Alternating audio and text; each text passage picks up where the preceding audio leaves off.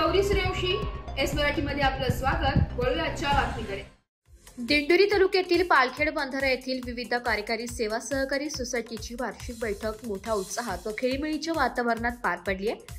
या बैठकीच्या अध्यक्षस्थानी सोसायटीचे चेअरमॅन ज्ञानेश्वर गायकवाड हे होते, तर प्रमुख पाहुणे म्हणून सोसायटीचे व्हाईस चेअरमॅन बबन पवार, संचालक गणपत गायकवाड, संदीप पवार, रघुनाथ वाघ, राजाराम सोळशे, धनंजय गायकवाड, ज्ञानेश्वर ढेपले, श्रीमती कौशल्याबाई सोळशे, सोसायटीचे माजी सरपंच बाळासाहेब गायकवाड, कादवा कारखान्याचे स्वीकृत संचालक रावसाहेब कराळे, सरपंच बबलू गायकवाड, राष्ट्रवादीचे नेते बबनराव जाधव, साहित्यिक विजयकुमार मेठे, सामाजिक कार्यकर्ते बापू उर्फ तात्या चव्हाण आदी मान्यवर उपस्थित होते।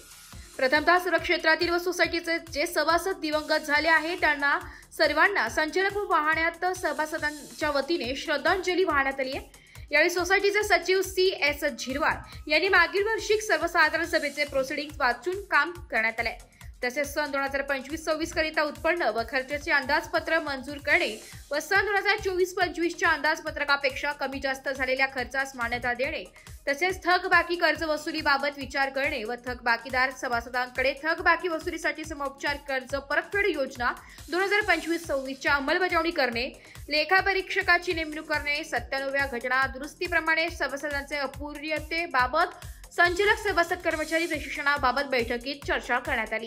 यावेळी राष्ट्रवादीचे नेते बबनराव जाधव व बापू चव्हाण यांनी आपले मनोगत व्यक्त केले आहे। चेअरमॅन ज्ञानेश्वर गायकवाड यांनी सभासदांच्या अडीअडचणींनी समजून घेऊन सहकार क्षेत्रातील विविध योजनांची माहिती दिली आहे। गावातील तरुण प्रतीक मेठे यांनी दिंडोरी येथील विद्यमान श्री देवी मंदिराचे सुंदर असे चित्रीकरण करून या देवी मंदिराची पुरातन माहिती संग्रहित करून ती नागरिकांपर्यंत पोहोचवली।